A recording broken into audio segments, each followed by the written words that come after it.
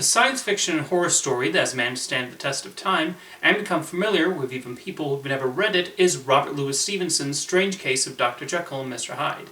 Most noted is the story of a man who drinks a potion that brings out an evil alternate personality. However, what may surprise many who go back and read the novella is that's actually meant to be the big twist, with the entire tale told from the point of view of Dr. Jekyll's friend, Gabriel Utterson.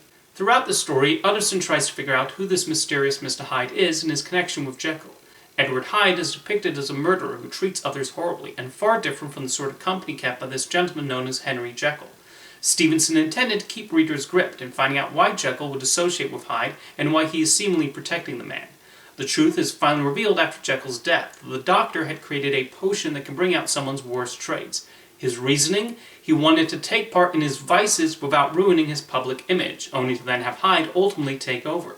When I first read the story, I was surprised it was actually a mystery, and even though I obviously knew what the reveal would be, it still made for a gripping piece of literature. The story has often been interpreted as an allegory for drug addiction, as Robert Louis Stevenson was said to have taken his fair share of substances. In fact, he was completely bedridden when he wrote Strange Case of Dr. Jekyll and Mr. Hyde due to ill health he was experiencing at the time. He reportedly had some severe nightmares, which also likely influenced the story.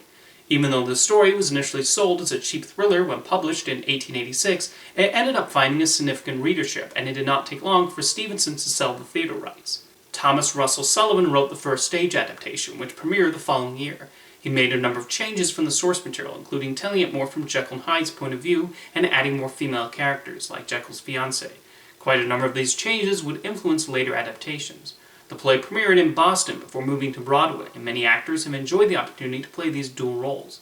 In a horrible case of bad timing, the Jack the Ripper murders started occurring around the same time the play began performing in London, and it did not take long for some to compare these murders with the acts committed by Hyde.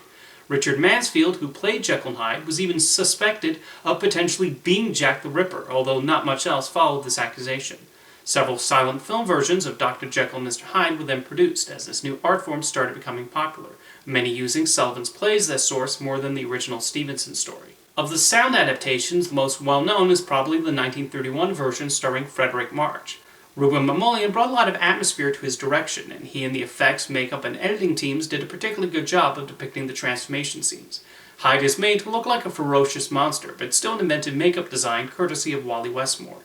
March also delivers a strong performance, which he even won the Oscar for, making him one of the rare actors to win for a horror film.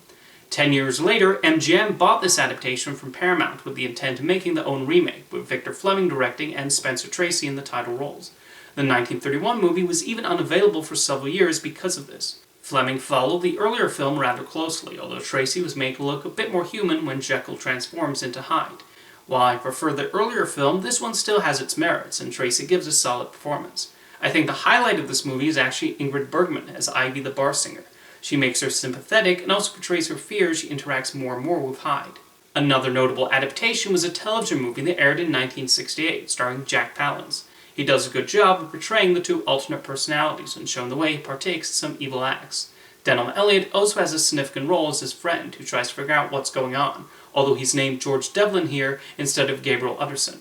Even with its television budget and filming in studios in Toronto, director Charles Jarrett was able to replicate the feel of Victorian-era London with the cobblestone and foggy nights.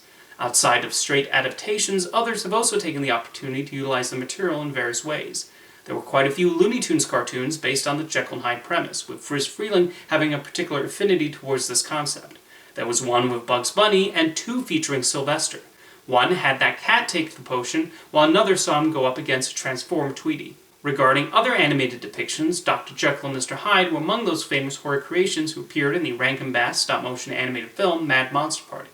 A section of the Page Master also had the main character come across the Doctor, who is voiced by Leonard Nimoy. Jekyll decides at that point is the opportune time to drink his potion, and transforms into Hyde. This was definitely a scene that stood out to me when I watched The Page Master as a child, and the animation and lighting played a role in making it so memorable. The television show Arthur also did a musical segment where Brain sings about his admiration for the story of Jekyll and Hyde.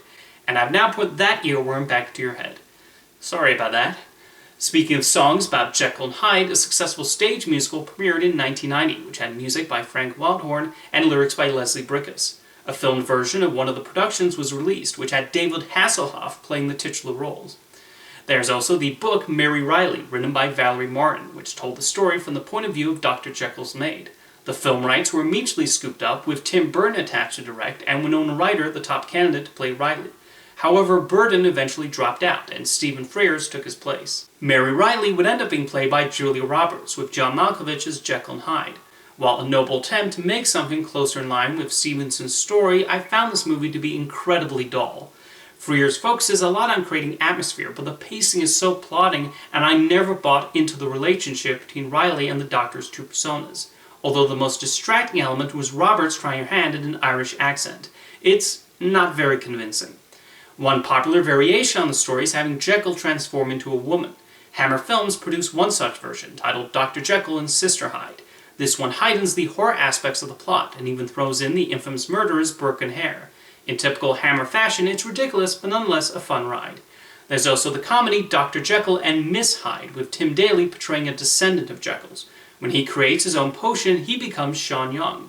The movie mostly just uses the opportunity to make a bunch of lowbrow jokes about body parts and not much else. Recently, there was an attempt to make Dr. Jekyll a key part of Universal's attempted Dark Universe. Remember when they tried to make a cinematic universe with famous monsters? Well, 2017's The Mummy was the start of that, with Russell Crowe's Jekyll basically serving as the Nick Fury of this intended franchise. He shows up to basically give some exposition to Tom Cruise's character, and then he turns into Mr. Hyde at one point. The Mummy ended up not being the success Universal hoped for, and the Dark Universe ended right when it started. However, the story of Dr. Jekyll and Mr. Hyde will continue to live on. I probably scratched the surface in terms of how many versions of Robert Louis Stevenson's story are out there. He hit upon a fascinating concept, wrote a compelling story around it, and others have taken that baton and brought their own unique interpretations to the table. When it comes to tales about the duality of humankind and the fates we choose for ourselves, Strange Case of Dr. Jekyll and Mr. Hyde is definitely among the most lasting.